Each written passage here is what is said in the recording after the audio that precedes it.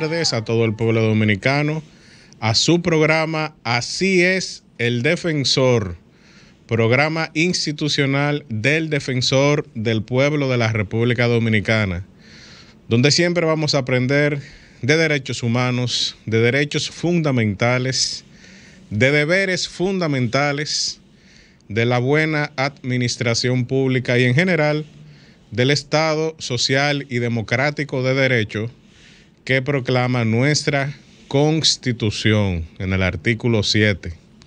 Con ustedes, Nilo de la Rosa, y en la tarde de hoy vamos a hablar sobre uno de los intereses difusos más importantes conjuntamente con el medio ambiente, que es la protección del patrimonio cultural, histórico, arquitectónico. Y vamos a hablar de este interesantísimo tema, sobre todo en nuestro país con tantas primicias de América, como lo es República Dominicana. Vamos a conversar sobre ese tema con el arquitecto Omar Rancière, no sin antes escuchar nuestro editorial y saber qué hizo el Defensor del Pueblo durante esta semana. Comencemos. La Constitución de la República establece en su artículo 3 que el gobierno de la nación es esencialmente civil, republicano, democrático y representativo, que se divide en poder legislativo, poder ejecutivo y poder judicial, que estos tres poderes son independientes en el ejercicio de sus respectivas funciones, que sus encargados son responsables y no pueden delegar sus atribuciones, las cuales son únicamente las determinadas por la Constitución y las leyes. Y cuando nos referimos a un gobierno republicano, es que no solo hemos optado por un gobierno del pueblo, por el pueblo y para el pueblo, sino que hemos optado también por establecer un gobierno de leyes frente al poder ejercido mediante decisiones impredecibles, antojadizas y arbitrarias de una persona o un grupo selecto de personas. A esto le llamamos el imperio de la ley. Un imperio de la ley que se constituye en la piedra angular sobre la cual se sustenta la legitimidad de nuestro ordenamiento jurídico y político. Por eso es que debemos tener claro que no todo lo que llamamos Estado, como organización jurídica de una o varias naciones, se puede llamar Estado de Derecho. Reiteramos, no todo Estado es un Estado de Derecho. Un ordenamiento jurídico o un sistema de legalidad no autoriza hablar sin más de un Estado de Derecho. Dicho de otra forma, un Estado dotado de un ordenamiento jurídico, de un sistema de legalidad, puede muy bien no constituir un Estado de Derecho. Designar como tal a todo Estado, por el simple hecho de que se sirve de un sistema normativo, constituye una imprecisión terminológica y conceptual que solo lleva a la confusión. Como diría el doctrinario y jurista italiano Guido Faso, desde este elemental punto de vista, el Estado de Derecho, como Estado limitado por la ley, se contrapone a cualquier forma de Estado absoluto en cuanto Estado ilimitado. Pero en la realidad y en la historia no se dan tipos puros de Estado, ni el Estado totalmente limitado y absoluto, ni el Estado perfecta, puntual y exactamente limitado. Lo que se da es una escala gradual de limitación. La cuestión entonces radica en saber a partir de qué momento, es decir, a partir de qué condiciones el grado de limitación existente autoriza a hablar de Estado de Derecho. En síntesis, un Estado sometido a una insuficiente limitación se denomina absoluto, pero una excesiva limitación significa, por otro lado, la negación y la real inexistencia del Estado. Se trata pues de una cuestión de límites. El Estado de Derecho existe cuando se instaura el imperio de la ley, es decir, cuando se crean las instituciones y mecanismos necesarios y adecuados para garantizar la igualdad de todos y todas ante el imperio de la ley. Muchas gracias. El pasado martes 31 de enero fue celebrada nuestra tan esperada actividad La Vuelta es RD, el riesgo de una migración ilegal, donde conversamos sobre el tema de la inmigración, sus desafíos y las oportunidades que esta patria aún nos brinda. A través de diversos panelistas, contaron los riesgos que corren los dominicanos al intentar llegar a suelo estadounidense a través de la frontera de México. El evento estuvo organizado por el defensor del pueblo, Pablo Ulloa, y contó con la asistencia de reconocidas figuras políticas tanto dominicanas como extranjeras. El cónsul general de los Estados Unidos, Greg Segas, quien tuvo la primera intervención como invitado, habló del aumento de la migración dominicana en los últimos años y cómo irse de manera ilegal puede perjudicar a los dominicanos. Segas expresó que en los últimos meses han sido testigos de un aumento exponencial de dominicanos en la frontera sur de los Estados Unidos. Asimismo, resaltó que en el 2021 se detectaron más de 1.600 dominicanos que intentaron cruzar la frontera de México y Estados Unidos, y en el 2022 esta cifra aumentó casi a 22.000 personas. Además, advirtió sobre los riesgos de entrar de manera ilegal al territorio estadounidense, donde informó que las personas que intentan cruzar la frontera por México se exponen a secuestros, robos y lesiones. Aseveró que, como consecuencia, los dominicanos que intenten entrar de manera ilegal podrían enfrentar años de cárcel. La actividad continuó con la intervención del ministro de Trabajo, Luis Miguel de Camps, el ministro de Industria y Comercio, Ito Bisonó, y el presidente del Consejo Nacional de Empresa Privada CONEP, Celso Marrancini. Estos encabezaron un panel sobre las oportunidades en República Dominicana, las oportunidades de trabajo en el país, la contratación de mano de obra ilegal y las medidas para prevenir esto. El evento contó con la intervención de Yatzel Román y el exalcalde de Lawrence, Massachusetts, Kendry Valdés. El defensor del pueblo continúa formando a nuestros niños en materia de derechos humanos. Por eso, proyectamos la Constitución animada en el Centro de Formación SOS Los Minas. Allí compartimos con alrededor de 76 niños y niñas del centro, con quienes socializamos los temas sobre sus derechos y deberes. Esta acción es el resultado de nuestro compromiso con la construcción de ciudadanía responsable. Así es el defensor del pueblo. Estamos de vuelta en Así es el Defensor y vamos a conversar con el arquitecto Omar Rancière, un gran amigo de nuestra institución, de la arquitectura dominicana, es una figura y para el país un ciudadano que ha hecho grandes aportes para nuestro desarrollo. Como bien les dije, es arquitecto cum laude de la Universidad Autónoma de Santo Domingo. Es especialista en gestión urbana del Instituto Tecnológico de Santo Domingo, INTEC. Es especialista en gestión de riesgos de INTEC también.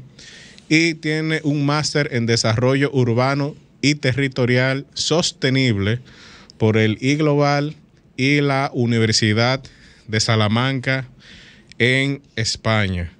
Por demás, es catedrático de varias universidades, como la Universidad del Este, Central del Este, la Universidad Iberoamericana.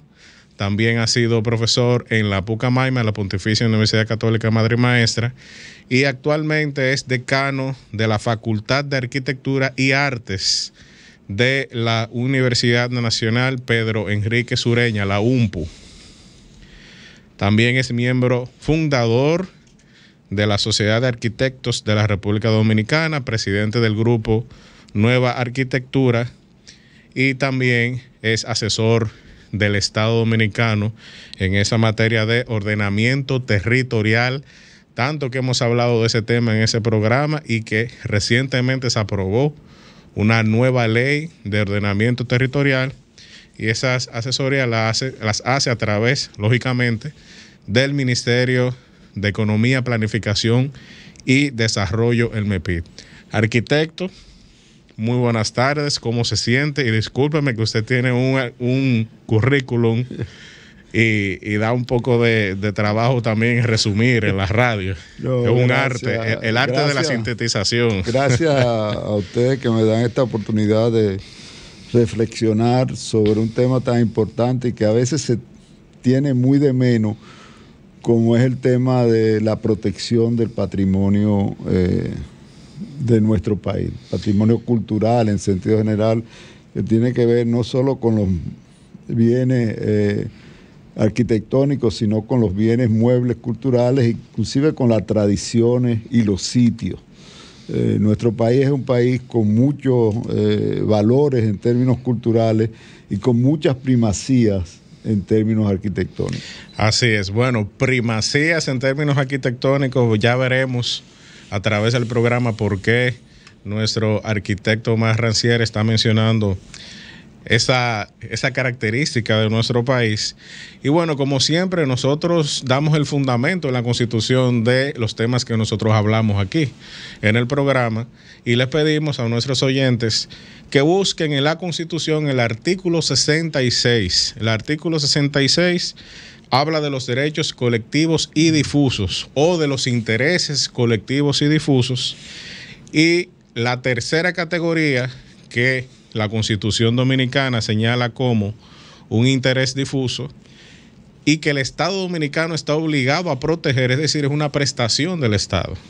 Es un derecho que podemos exigir, pero también es una prestación, es decir, el Estado está obligado a proteger, y dice: el Estado reconoce los derechos e intereses colectivos y difusos, los cuales se ejercen en las condiciones y limitaciones establecidas en la ley. En consecuencia, el tercero, la preservación del patrimonio cultural, histórico, urbanístico, artístico, arquitectónico y arqueológico. Como bien mencionó el arquitecto, no es solamente lo que nosotros hemos mencionado, también hay cuestiones que son intangibles, claro, y bienes muebles, porque cada vez que hablamos de eso siempre nos imaginamos ruinas, claro, pero también están los bienes muebles. Y bueno, arquitecto, dice eso la Constitución, pero ¿qué debemos de entender nosotros? ¿Qué realmente significa patrimonio cultural, histórico, arquitectónico, como dice la Constitución también, urbanístico, arqueológico, etcétera, etcétera? ¿Qué debemos de entender por eso?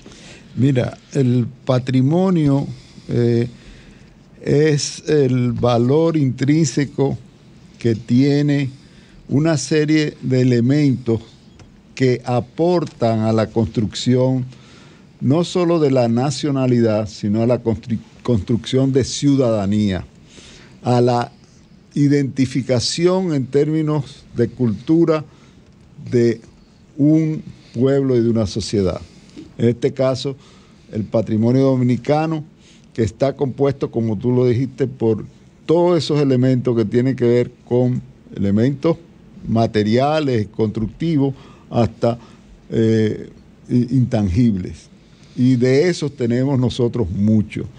Yo creo que el valor del patrimonio es que ayuda a construir la nacionalidad, ayuda a darle un sentido de pertenencia con respecto a nuestro territorio, a la población. No solo de pertenencia, sino de orgullo, ¿eh? Y es necesario entender que ese patrimonio es parte de la memoria colectiva de un pueblo. Es parte de ese imaginario, inclusive, que permite al pueblo interpretar las cosas que le aportan en términos del conocimiento de las artes, en términos del conocimiento de la naturaleza, en términos del conocimiento de las tradiciones. La importancia de preservar ese patrimonio es tan crítica como la importancia de preservar nuestra nacionalidad.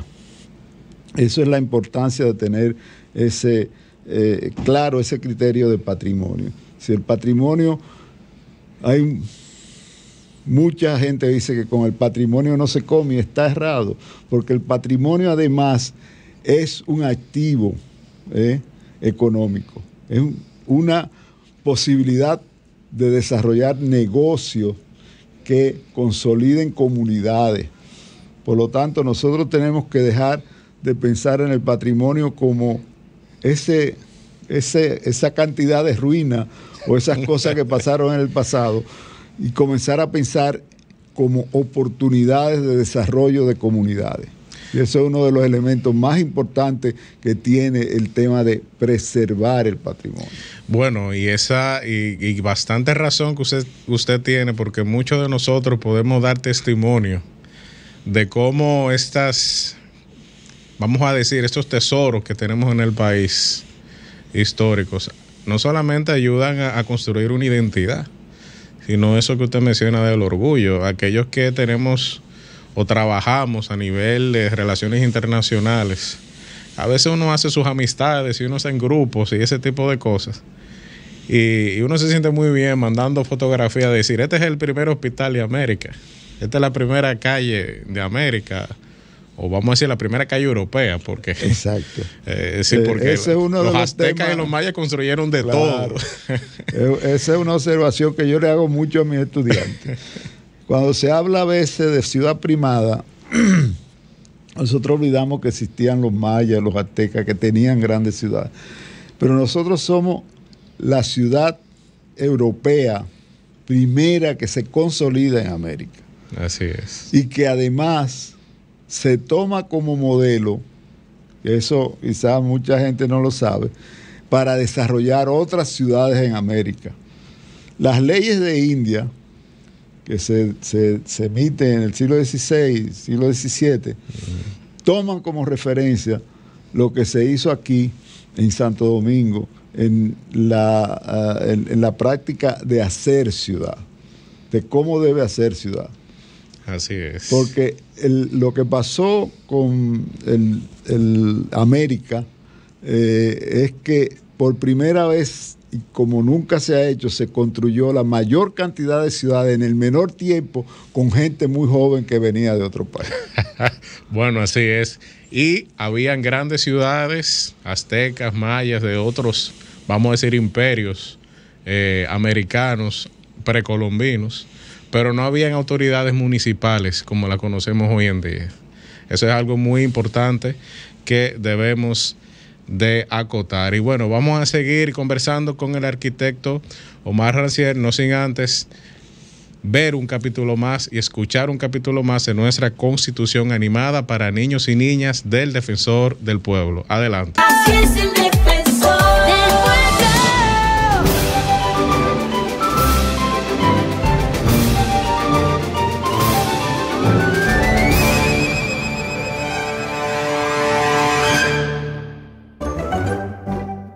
Derechos económicos y sociales. Derecho a la libertad de empresa. Primero, definamos lo que es empresa. Una empresa es una organización de personas que comparten unos objetivos con el fin de obtener beneficios. En nuestro país, se promueve la creación de empresas privadas porque éstas generan trabajo para muchas personas. Derecho a la propiedad privada. En la Constitución de la República Dominicana, se protege el derecho de tener casas, apartamentos, vehículos y demás cosas. Podemos ser dueños de empresas y tierras.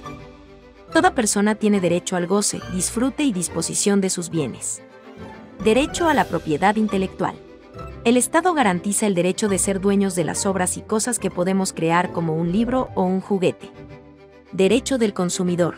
Este derecho se refiere a que todas las personas pueden disponer de bienes y servicios de calidad, así como a una información veraz sobre el contenido y las características de los productos y servicios que utilicen.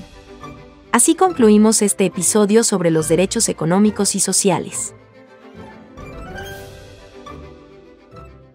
Junto al Ministerio de Educación, el Defensor del Pueblo firmó un acuerdo para llevar la Constitución animada a todas las escuelas del país, donde los niños, niñas y adolescentes recibirán un contenido educativo que consta de 16 cápsulas animadas. En este siguiente video, el Defensor del Pueblo, Pablo Ulloa, te explica. La Constitución animada que estamos entregando al Ministerio de Educación de manera formal cuenta con 3 guías didácticas. Una guía para los docentes, que es la piedra angular de todo el sistema. Una para la familia, porque sin el involucramiento de las mismas no se pueden desarrollar competencias de carácter social. Y una para el estudiante por el autoaprendizaje. Hemos entregado unas tarjetas didácticas que sirven como juego de mesa para poder hacer un resumen o un repaso, pero desde el punto de vista del atractivo de la parte lúdica. Nosotros estamos entregando 16 capítulos de una versión animada y al día de hoy podemos decir que una estrategia de bajo costo ha podido impactar a unas 45.000 personas que la han descargado. Justamente lo que estamos tratando es de crear una ciudadanía responsable para incluir elementos lúdicos pedagógicos como es la iniciativa del Ministerio a través del inicio del año escolar, pero hoy yo consagro que gracias a ti, Ángel, la Constitución de la República llega a nuestras escuelas y por lo tanto estamos haciendo un paso de avance para una mejor República Dominicana.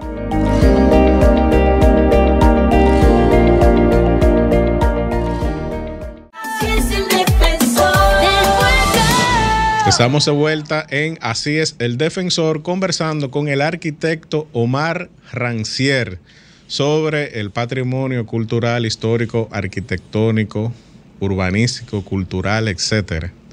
Y bueno, antes de irnos a la pausa, el arquitecto mencionó algo muy importante, que es el valor económico.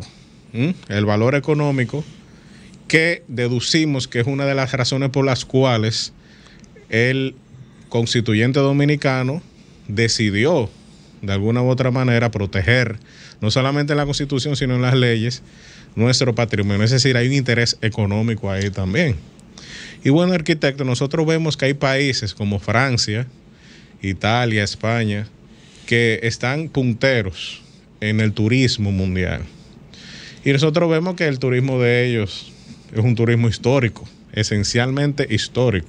Si usted se va a ir a una playa, usted no piensa en ir a Francia a una playa. Quizás sí, en algún momento del año, sobre todo en el Mediterráneo, pero nosotros aquí en República Dominicana, teniendo tantas, vamos a decir, teniendo tantos tesoros culturales, históricos, nosotros hemos adoptado de una manera curiosa un modelo de turismo más orientado a la playa, al resort, al sol, a la piña colada, y vemos que muy poco el turismo de carácter cultural, histórico, a pesar de que sí tenemos material para eso.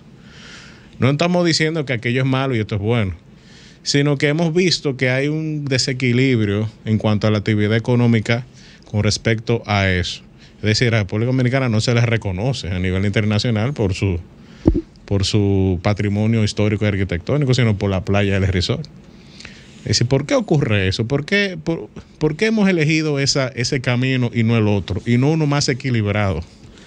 Mira, yo soy de lo que cree que por mucho tiempo nosotros hemos tratado de proteger nuestro patrimonio a partir de argumentos culturales e históricos. Y eso, la verdad, no ha resultado en una eficiente y eficaz protección de nuestro patrimonio. Porque a medida que se ha desarrollado el comercio en el mundo, el valor económico ha ido imponiéndose sobre el valor cultural. Y el error ha sido en no entender que los valores culturales, el patrimonio cultural es un activo económico, es una oportunidad de hacer negocio. Ahora se está comenzando a entender. Nuestro turismo, desde el inicio de los programas de turismo, hace quizás 60 años, se orientó hacia el turismo de playa y se dejó olvidada el turismo cultural. A pesar de que en los gobiernos de Balaguer, y es de las cosas que yo le debo reconocer a Balaguer, se protegió la ciudad colonial, pero no se protegieron otros centros históricos. Nosotros tenemos un grupo de leyes que establecen categorías patrimoniales y llegaron inclusive a establecer los límites de los centros históricos. Todo se concentró en Santo Domingo y no se protegió otras manifestaciones culturales posteriores a la época colonial. ¿Sí? Cuando se habla de patrimonio, aquí todo el mundo piensa en la época colonial. Claro. Sin embargo, nosotros tenemos la época que se ha llamado en términos estilísticos republicana, con una arquitectura de madera muy buena. Tenemos una arquitectura inclusive vernácula con una propuesta inclusive de colores explosivos que nos demuestran la idiosincrasia del trópico, ¿no? Que nunca se le puso atención. Eso se ve mucho en ciudades, por ejemplo, como Puerto Plata, por ejemplo. Nosotros Samaná. tenemos Puerto Plata, Montecristi, Sánchez, Sí. San Pedro de Macorís. Que hay una arquitectura en madera Que muy hay antillano, una muestra de arquitectura republicana y victoriana, sí. que no se ha protegido, porque no se ha asociado el valor patrimonial de esa arquitectura con lo que nosotros tenemos en términos de concepto de lo que es patrimonio, que es lo colonial. Visto así el tema, nosotros descuidamos el potencial en términos de oferta turística que tienen los centros históricos. Ahora, afortunadamente, y bueno, con sus bemoles, debemos decir, se ha comenzado a poner atención al patrimonio como una oferta turística. Yo creo que es una buena estrategia para proteger los centros históricos. El único peligro que nosotros percibimos en ese proceso es que hay una tendencia también que se ha desarrollado en otros países, sobre todo, por ejemplo, en Cartagena de India, ¿no? Donde los centros históricos se convierten en parques temáticos, donde sacan a la gente y solamente se le permite el desarrollo a usos que tienen que ver con el turismo. Nosotros necesitamos desarrollar una estrategia económica que al mismo tiempo que proteja el patrimonio, proteja a las personas que viven en las zonas patrimoniales. Así es. Y bueno, uno de los temas más importantes que han siempre remarcado los especialistas que han venido a asesorar los proyectos que se están desarrollando ahora con turismo financiados por el BID, es que para que esos proyectos tengan éxito, nosotros tenemos que satisfacer las necesidades de la población que vive ahí. Me estoy refiriendo específicamente al proyecto de la ciudad colonial de Santo Domingo. Sí. Hay una tendencia de sacar la gente para hacer una para darle primacía casi al teatral. Comercio, sí. Y lo que hace es que se le cercena la vida a la ciudad. Así la ciudad es un organismo vivo y la ciudad colonial es parte de la ciudad. Bueno, así es. Y bueno, a algunos dominicanos, como es mi caso, tenemos orígenes familiares en la zona colonial. Es decir, la familia de mi madre es de origen de ahí.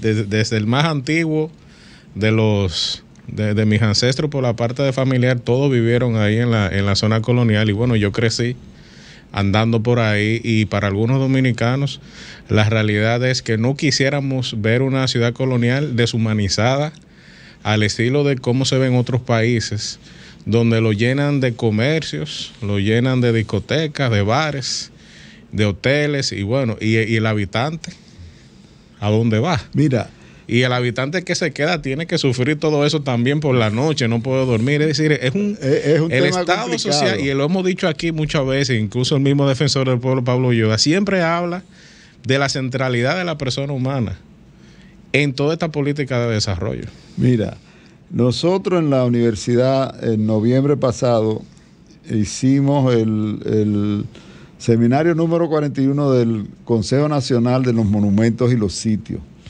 donde tratamos el tema del desarrollo y la gentrificación. Es decir, la gentrificación es ese proceso que se da donde cuando un espacio toma valor, entonces viene un grupo de más alto poder adquisitivo y saca a los pobladores de menor poder adquisitivo. Y eso está haciendo daño al desarrollo integral de la ciudad colonial, porque se saca a la gente y se oferta todo al turista. Bueno. Y esa no es la idea. Y muchas veces también el turista lo que busca es conocer a la gente del país, claro, no solamente las cosas materiales.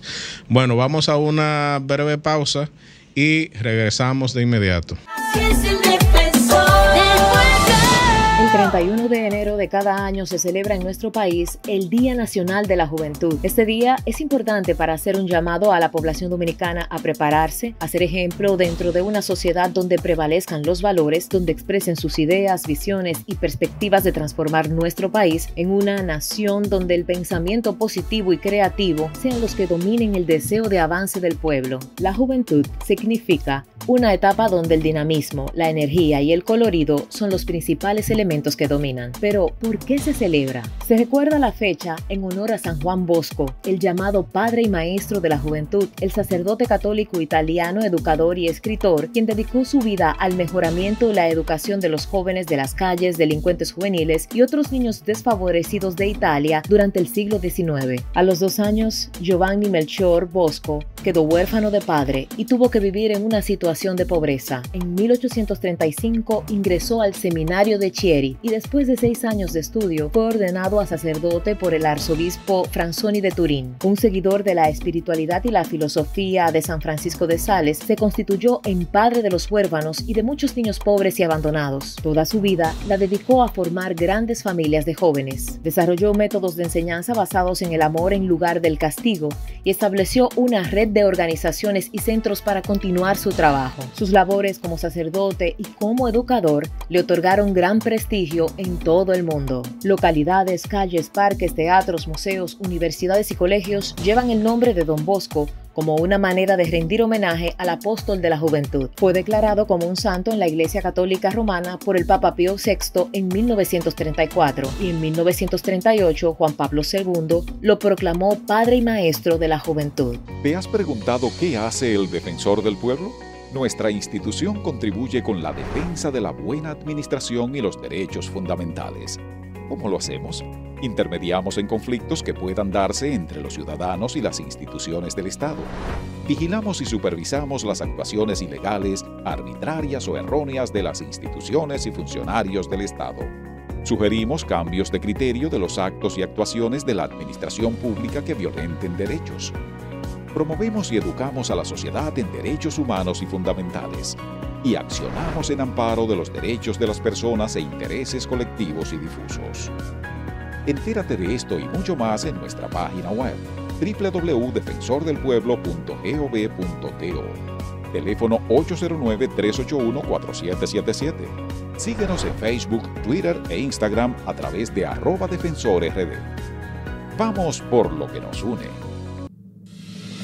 Así es, el que está para ti te da la mano, de los derechos de cada ser humano, siempre contigo caminando a tu lado. Así es el defensor, así es, amigo bueno y pleno. Así es el defensor del pueblo. Así es el que educa y da orientación. Así es el defensor del pueblo. Estamos de vuelta en Así es el Defensor, conversando con el arquitecto Omar Rancière sobre el patrimonio cultural, histórico y arquitectónico. Arquitecto, antes de nosotros irnos a la pausa, estábamos hablando un poco de la ciudad colonial, que es, vamos a decir, la joya, quizás la joya de la corona, aunque somos una república, pero es un decir, la joya de la corona de la República Dominicana en materia de arquitectura y de patrimonio histórico. Pero nosotros hemos visto que la Organización de las Naciones Unidas, a través de la UNESCO, que es su parte educativa, cultural, de investigación científica también, declara patrimonios de la humanidad. Entonces va a ciertos países, como el caso de República Dominicana, declaró patrimonio de la humanidad a la ciudad colonial y otras cosas de República Dominicana. ¿Cómo es eso? ¿Cómo es que Naciones Unidas hace eso? ¿Y por qué lo hace? Y aparte, ¿cuántos patrimonios de la humanidad tenemos aquí en República Dominicana? Mira, la política, los programas que desarrolla UNESCO con respecto al patrimonio cultural tiene que ver con preservar la cultura en el sentido de preservar la memoria histórica de todos los países en sentido general. La UNESCO tiene el Comité Internacional de los Monumentos y los Sitios, lo conocemos como ICOMOS. Nosotros tenemos hace más de 30 años el Comité Dominicano del ICOMOS, que es el que vela por la protección de los valores patrimoniales de un Estado. Y cuando hablamos de valores patrimoniales, es bueno volver a repetir el concepto de que no nos referimos solamente al patrimonio cultural o al patrimonio edificado. Hablamos de los sitios. Si tenemos la noción de que los sitios tienen una historia ambiental que debe preservarse también. Hablamos de los valores intangibles, la música, la danza, la gastronomía, que son productos de la cultura propia de cada pueblo. Entonces, lo que pretende la UNESCO, declarando los patrimonios de la humanidad, es un poco reconocer la gestión que se ha hecho para mantener íntegra el concepto de patrimonio en determinado elemento. Y para mantener el estatus, porque no es una declaración para siempre, sino que se debe mantener el estatus. Tenemos que seguir cumpliendo una serie de normas internacionales, se llaman normalmente cartas de restauración, que establecen los procedimientos y las maneras que deben implementar las administraciones públicas para mantener el patrimonio. En ese sentido... O sea, lo que quiere decir que un país que no maneje correctamente ese patrimonio se le puede retirar. Se le puede retirar.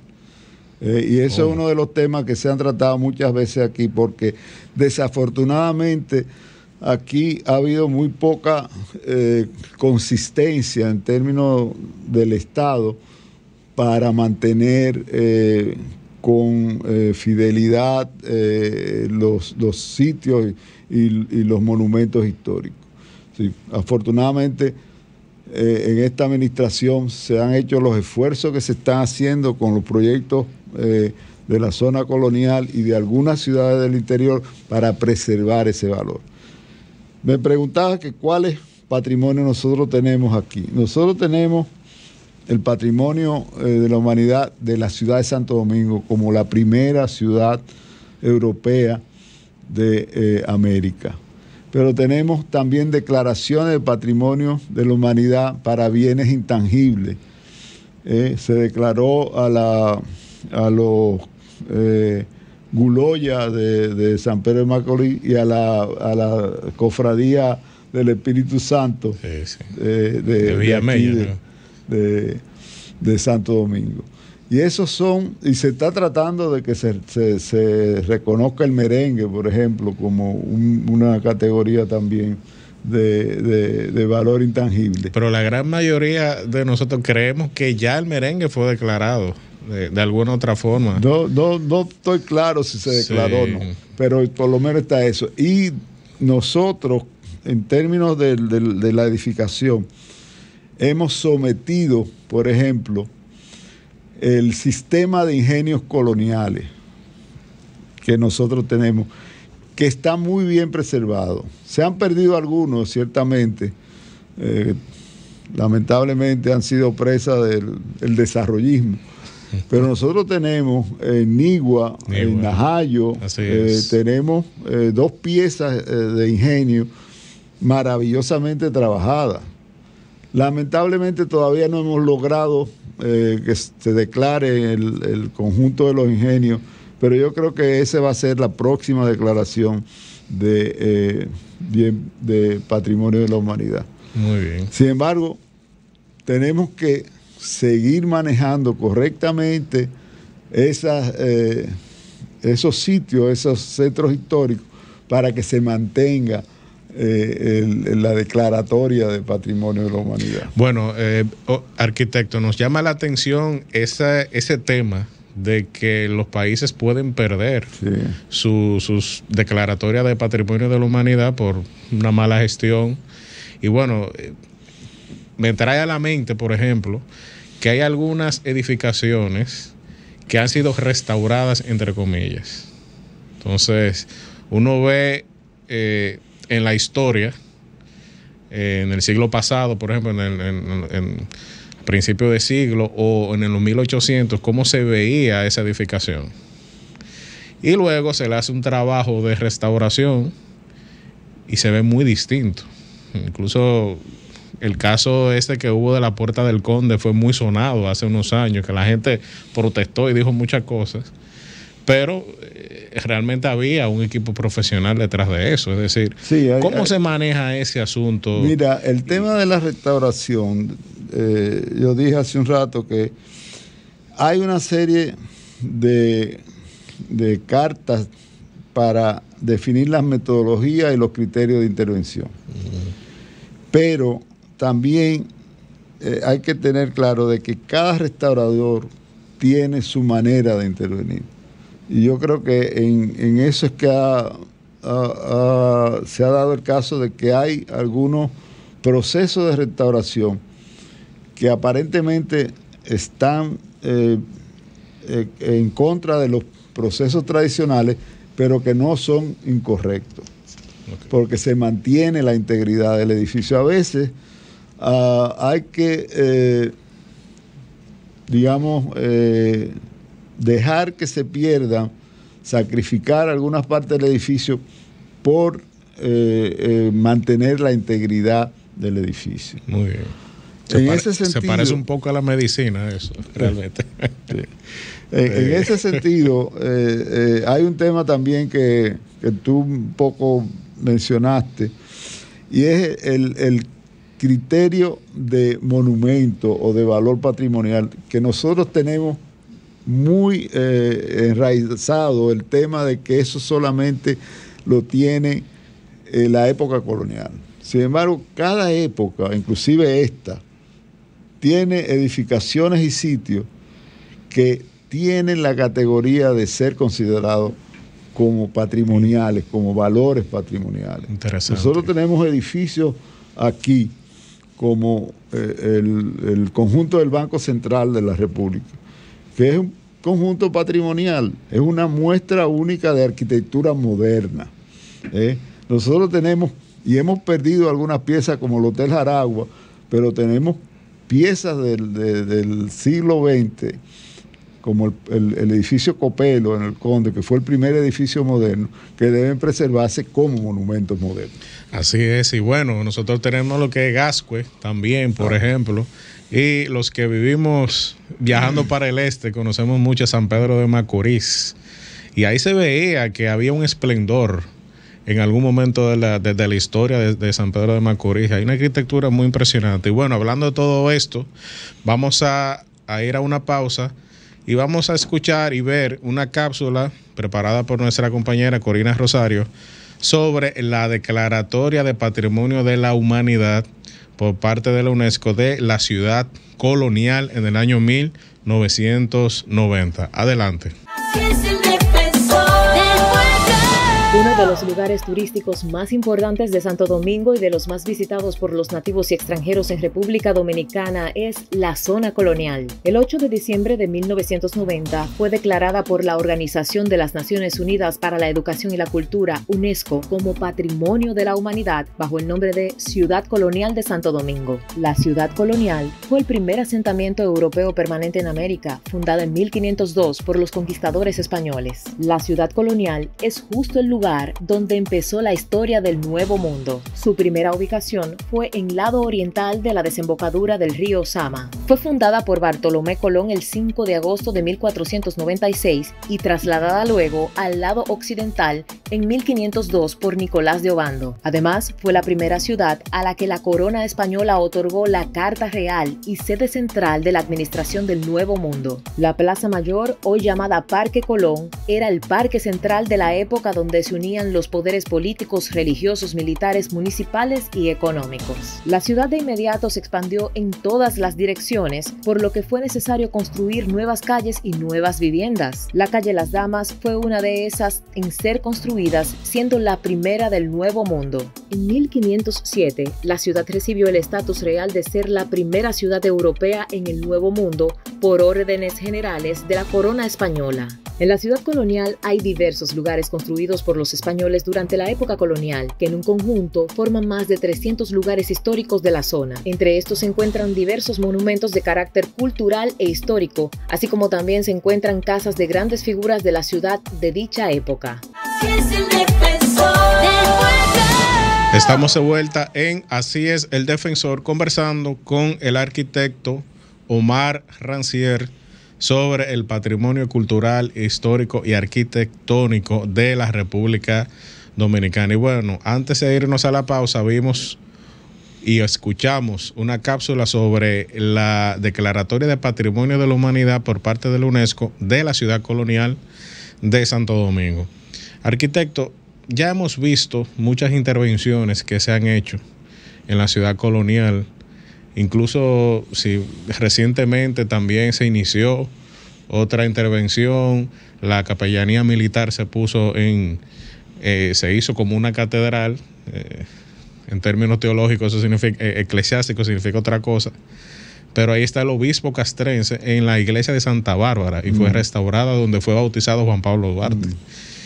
Y bueno, y vemos muchas intervenciones en la zona colonial. Para nosotros rescatar la zona colonial y que sea algo que realmente nos vuelva a llenar de orgullo, ¿cuál es su criterio sobre lo que tenemos que hacer en la ciudad colonial? ¿Vamos por la vía correcta? ¿Se está invirtiendo demasiado? Mira, el problema principal que hay que controlar en la ciudad colonial es la gobernanza. ¿Quién es responsable de manejar la zona colonial? Ahora mismo hay una cantidad de instituciones trabajando en la zona colonial, a veces sin coordinación. Nosotros tenemos el Ministerio de Cultura, que es el que debe manejar el tema, con la Dirección de Patrimonio Monumental. Sin embargo, ahí está trabajando Turismo, que es el que tiene el dinero, y por lo tanto está haciendo obras en la ciudad colonial. Está el Ayuntamiento del Distrito también, que es el verdadero gobierno, el gobierno de la ciudad. Claro. Sin embargo, la ciudad colonial es una parte del gobierno del ayuntamiento, a la cual no le ponen la atención que debía ponerle, hablando honestamente, ¿no? Por eso, en algunos momentos se ha propuesto crear un municipio o un distrito municipal histórico, de manera de darle un doliente a la ciudad colonial, un sistema de gobernanza única que pueda coordinar con todas las instituciones los trabajos en la ciudad colonial. Nosotros entendemos que debemos comenzar por eso. Tenemos que crear espacios de participación de la ciudadanía. Tenemos que escuchar lo que dicen las personas que viven y trabajan en la ciudad colonial. Tenemos que plantear una política para controlar el tema del desplazamiento de la población. La ciudad colonial ha venido perdiendo población paulatinamente. Ahora mismo lo que se tiene son como 13.000 personas, 13.000 habitantes en la zona colonial, cuando en su mejor época, los años, digamos, 30, del 20 al 30, habían hasta 30.000 personas viviendo en la zona colonial. Si hemos perdido la 2/3 parte de la población. Tenemos que crear un plan de manejo, formular un plan de manejo de la ciudad colonial que se cumpla, que se establezca perfectamente cuáles son los criterios de intervención en la ciudad colonial, inclusive definir cuáles son los usos en la ciudad colonial, porque hay conflictos de uso ahora mismo en la ciudad colonial. Como se tiene la visión del turismo, por ejemplo, se están dando muchos permisos para hacer pequeños hoteles en zonas que son residenciales y entran en conflicto con las familias que viven en la zona. Entonces hay que establecer claramente cuáles son los criterios de uso de la ciudad colonial. Nosotros podemos hacer todo eso si y solamente si hay una voluntad en términos políticos, que haya una voluntad de los actores que inciden en el desarrollo de la ciudad colonial de trabajar coordinado. Se han dado muchos pasos a ciegas, se han creado comités, se han creado instituciones que al final lo que hacen es que entran en contradicción y no trabajan coordinadamente. Nosotros tenemos que lograr esa visión de una gobernanza compartida y única de la ciudad colonial. Bueno, recientemente, no recientemente, sino hace unos meses, la universidad en la cual usted es decano de Arquitectura y Artes celebró una actividad en la cual se ventiló ese tema de la gobernanza en la zona en la ciudad colonial, que no es zona colonial, sino ciudad colonial. Ciudad colonial. Normalmente decimos zona, pero es ciudad colonial. Es el nombre oficial, Ciudad Colonial de Santo Domingo. Ahora se le está tratando de cambiar el tema de que no es una ciudad colonial, sino un centro histórico. No. El tema de lo políticamente correcto, ¿no? Lo colonial ya no suena bien en términos políticos. Pero yo creo que nosotros tenemos una ciudad colonial muy bella. Quizás es la única zona de toda la ciudad de Santo Domingo donde se puede disfrutar de una vida urbana buena.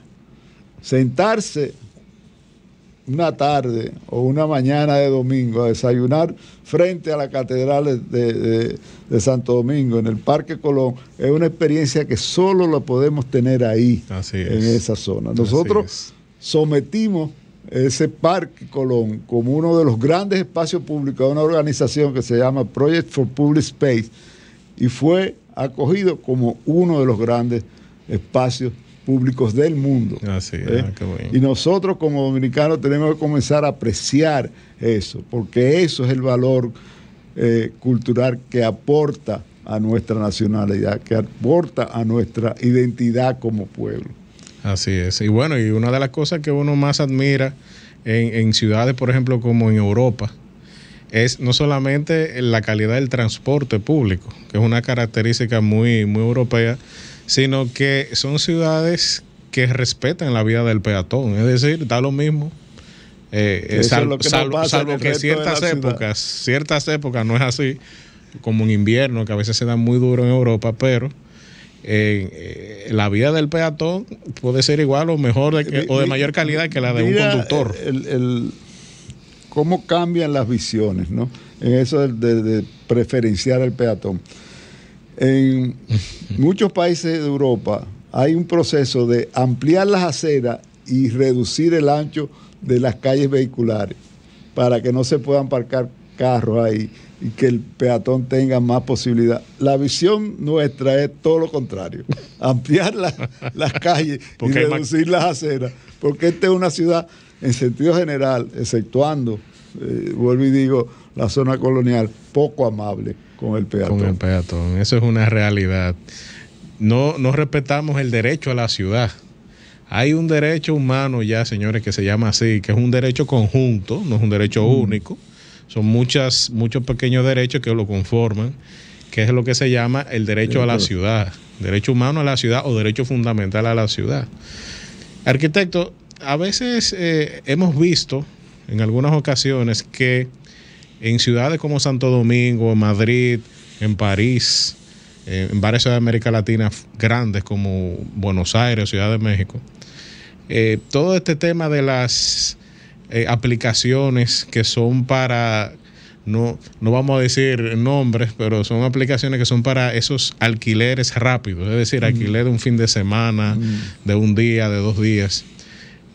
Eso a veces crea una serie de problemas en los centros históricos e incluso hasta en los condominios. Yo vivo en un condominio que estamos a punto de prohibir una de las aplicaciones estas de alquiler de apartamentos, porque en ese edificio hay muchos apartamentos que son de una habitación, entonces hay una tendencia no todos son de una habitación. Eso crea una serie de problemas. ¿Cómo se puede manejar eso? Mira, ese es un tema que nosotros tratamos justamente en la universidad con el tema de la gentrificación.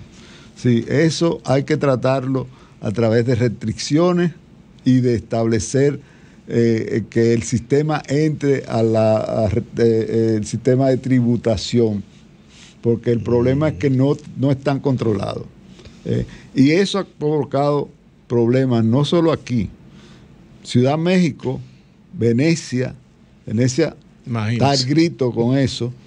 Barcelona, ciudades de esa categoría tienen problemas porque ese sistema saca a la gente y encarece los servicios. Sí. O sea, tiene un efecto en la economía también. Tiene un efecto contrario a la economía, es decir, encarece todos los servicios y eso mismo hace que la misma gente salga y le deje el espacio a gente que están de paso y que a veces no se comportan de la mejor manera. Bueno, el principal problema de los condominios es ese principalmente, que no se comportan conforme a las reglas. Claro. Algunos, no vamos a decir todos los que usan esos servicios. Pero lo que se necesita es regularlo, establecerle reglas claras y zonas donde se pueda hacer, porque no se debe hacer en toda parte de la ciudad. Así es. Y bueno, hemos llegado al final de nuestro programa. Prometemos que vamos a traer nuevamente al arquitecto Omar Rancière para hablar de otros temas en los que él está muy relacionado, como es la autoridad municipal y también todo aquello que tiene que ver con los otros pueblos, con las otras ciudades de República Dominicana que también merecen la pena de la atención del Estado en esta materia de protección del patrimonio histórico, cultural y arquitectónico. Por demás está mencionar que al arquitecto Omar Rancière es miembro de ICOMOS. ICOMOS es el Comité Internacional de los Monumentos y los Sitios, que pertenece a su vez a la UNESCO, ¿verdad? Usted es miembro de esa comisión y bueno, hemos llegado al final y les deseamos un feliz resto del día y les deseamos una semana llena de dicha y llena de provecho. Les recordamos que estamos en el mes de la patria.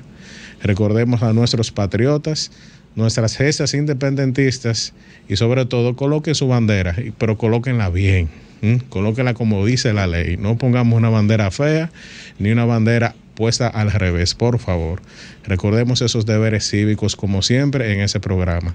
Nos vemos en un futuro próximo. Hasta entonces. Así es, el que está para ti te da la mano, de los derechos de cada ser humano, siempre contigo caminando a tu lado. Así es el defensor, así es, amigo bueno y pleno, así es el defensor del pueblo, así es el que educa y da orientación, así es el defensor del pueblo.